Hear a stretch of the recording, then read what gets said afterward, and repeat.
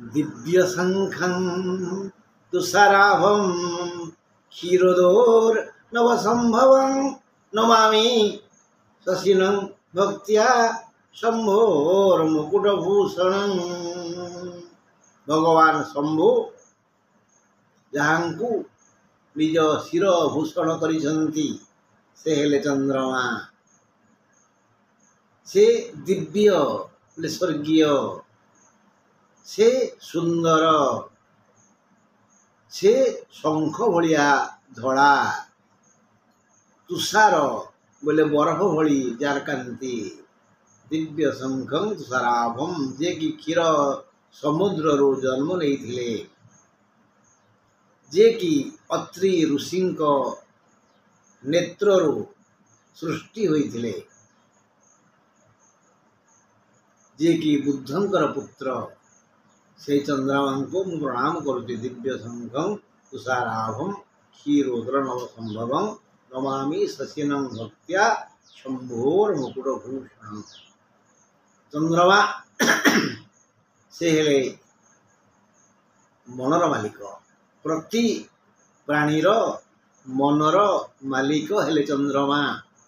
आमे जेते औषधीय वृक्ष देखुचे जहाँ को वनस्पति कह जाए, से समस्त वृक्षर प्रवर्धक, संचालक, शक्ति संग्रहक, विस्तारक हेले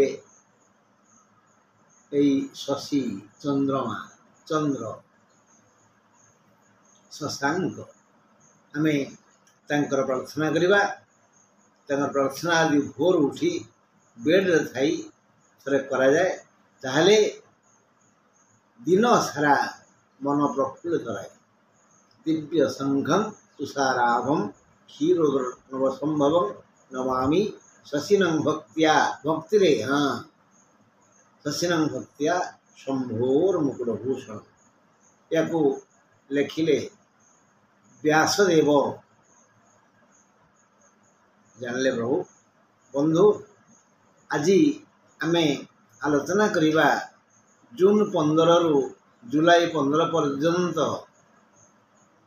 चतुर्थ राशि कर्कट किभली सुख और दुखर सम्मुखीन हेबे। बंधु, 7 नक्षत्र पुनर्वसु, 8 नक्षत्र पुष्या, 9 नक्षत्र श्लेषा। 7, 8, 9 तीन नक्षत्र को नहीं कर्कट राशि संसार आउ राशि स्वामी हेले चंद्र। कर्कट आउ चंद्र संचालन करती पुनर्वसु, पुष्या और श्लेषा। तीन संतान को तीनोटी हेले नक्षत्र। आसंतु तीन नक्षत्र उपरे समस्त ग्रहंकर प्रभाव केते अछि जानिबा। आकुले पशिली माउसी घरे, माउसी माइला दीपहरे। विपदरे पड़ी मो मार अधा माउसी घरे पशिगली, जे मो माँ भली सुरक्षा दब कि से मो चुटी के धरी पिठ से नदी देला। आओ आओ आओ आओ बापा चाही थांती पुओ योग्य हबो, रोजगार करिवो, मते पोषिवो। पुओ योग्य हैला, चाकरी कला, बापा ऋण बाड़ी करिसंती, पुओ पैसा दबो, ऋण सुझीवी। किंतु चाकरी करू करू बाहागर हेगला, से पोषिला काकू स्त्री बुद्धि रे परिचालित होई ससुर घर को बापा पर हेगले। सब कर्कट राशि आशा करथिले बृहस्पति एकादश हब आम उपरे सुना कलश ढाल, किंतु विधाता ता चाहिए। विधाता न चाहिए कौन केबे का भाग्य रे सुख कुसुम फुटी बारे ना फुटे ना। तेणु बृहस्पति जेणु रहीगले वृषरे बाधक स्थान रे, तेणु से नाचार से पराधीन। खराब लोकर अन्न खाइले ଯେମିତି ଖରାପ ଚିନ୍ତା ମୁଣ୍ଡକୁ ଆସେ, ଏକଥା କିଏ କହିଥିଲେ? ଶ୍ରେଷ୍ଠ ଯୋଦ୍ଧା କୁରୁକ୍ଷେତ୍ରର ଭୀଷ୍ମ ପିତାମହ। କାହାକୁ କହିଥିଲେ? ଦ୍ରୌପଦୀଙ୍କୁ କହିଥିଲେ।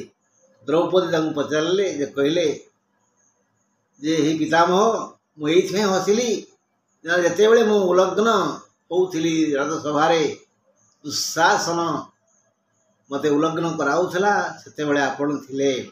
ସେତେବେଳେ ଆପଣଙ୍କର ମୁଣ୍ଡରୁ ତ ସଦ୍ବାଣୀ, ସତ୍ଚିନ୍ତା, ସଦ୍ଭାବନା ଜାଗ୍ରତ ହେଉନଥିଲା। ଏବେ କେମିତି ସତ୍ଚିନ୍ତା ଆସୁଛି?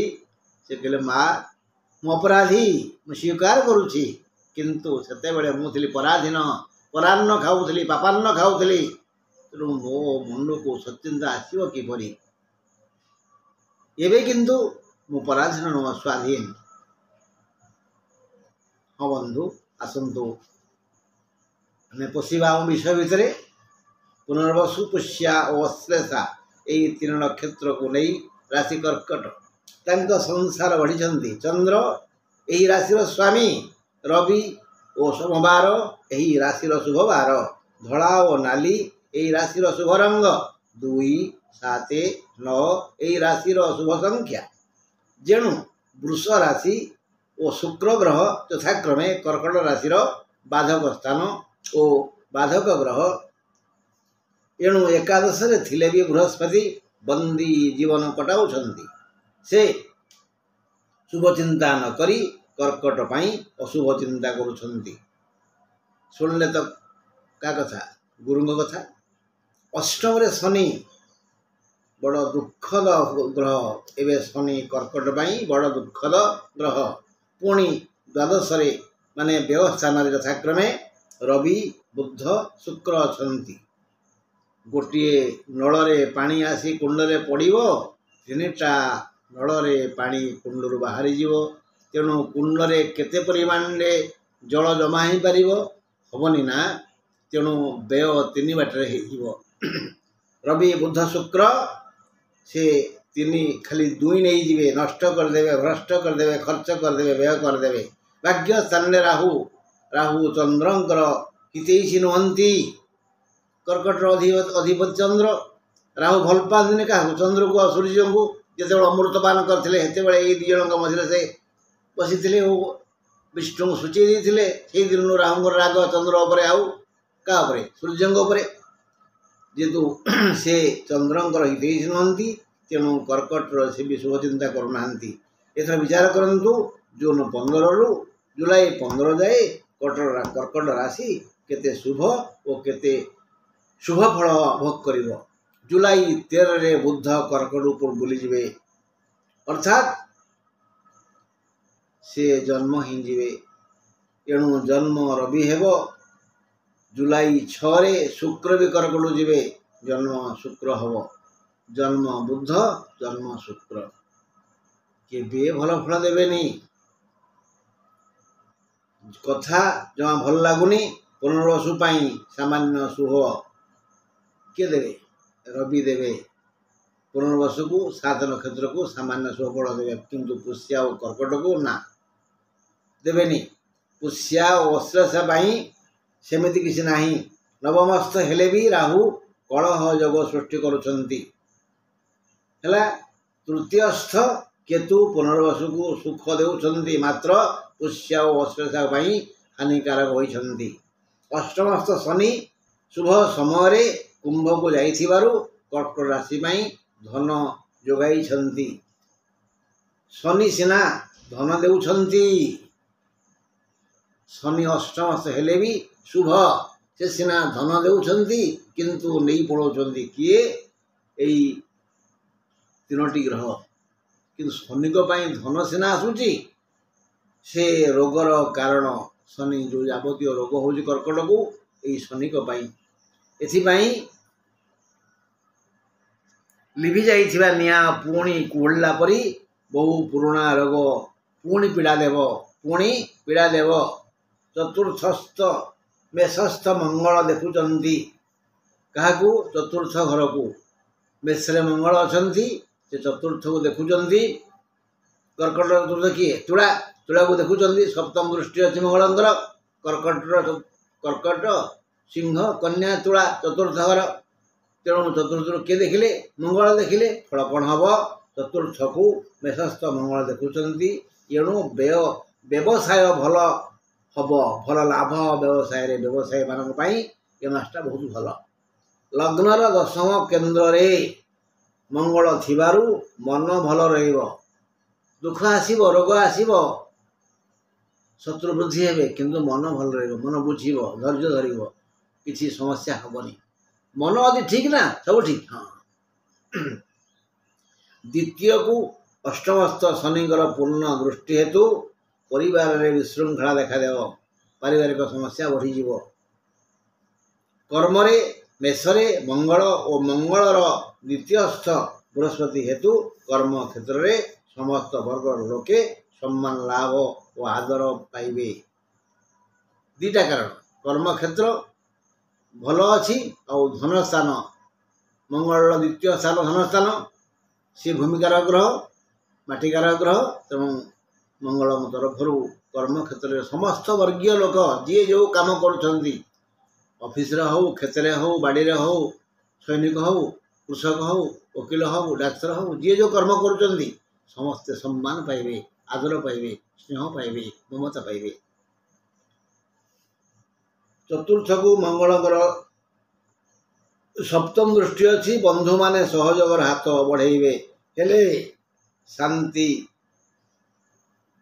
मिलिब नाही कहीं किछि अजना लोक बंधुर अभिनय करिवे से अजना लोक को विश्वास कले आपण कादुआ भितर बुड़ी जीवे निज शांति पाई सुख पाई विपद मुक्त होगापाई हे बंधु राम रक्षा कवच थे संजरे थे सकाळे एमती दी ओळी पढ़ंतु ना सब बड़े चिंता करुवे दुख आसिले आम माँ को पढ़े आसुलु पिला दिने बड़ हो गलुण ना तेणु जदि पिता माता पाखे अच्छी बंची ये दुख समय समस्त कर्कट राशिया से पिता माता शरणापन्न हूँ सेवा करूँ पूजा करूँ आदर करूँ देखिए कौन से ग्रह किसी करें कर्कट राशि जो दुष्समय चलती से आपण चाहूे गोटे कम करने सेटा काम आरंभ करने पूर्व आउ गोटे चिंता मुंड को आसीज ये भंडुर से भंडुर किशोरी युवती मानक बाघर ठीक हो जाए हाँ माने नारी मानक ये मासटी शुभ छात्री मानक शिक्षार विकास हेबो आ उच्च शिक्षार सुजोग मिल महिला माने धर्मपरायण हेबे यही दृष्टिकोण सबू नारी मानक किशोरी ठारू वृद्धा पर्यंत समस्त महिला सुखर रहे परिवार में विशृंखला देखादेले माने भांगी पड़े ओं हंग हनुमते नमः बारंबार कहे यदि पारिवारिक समस्या आसला कौन व्यक्ति अमंगल कामना कला ताहले भांगी पड़े ओं हंग हनुमते नमः बारंबार बारंबार कहे ओं हंग हनुमते नमः ओं हंग हनुमते नमः ओं हंग हनुमते नमः जपिबे आ मन रखु एवं बुधवार अनुराधा नक्षत्र षष्ठी तिथि सिंह चंद्र कर्कट राशि दुखद हेतु आम सतर्क रहा कैलेंडर में चिन्हित करदे जे जून 17 कलह हम 18 21 28 अशुभ 28 गुड़े व्यय हम जून 28 जून 17 कलह जून 28 गुड़े खर्च हम आउ जुलाई 5 अशुभ जून 19 बुधवार जून 26 बुधवार जुलाई 3 बुधवार आउ जुलाई 10 और 11 सिंह चंद्र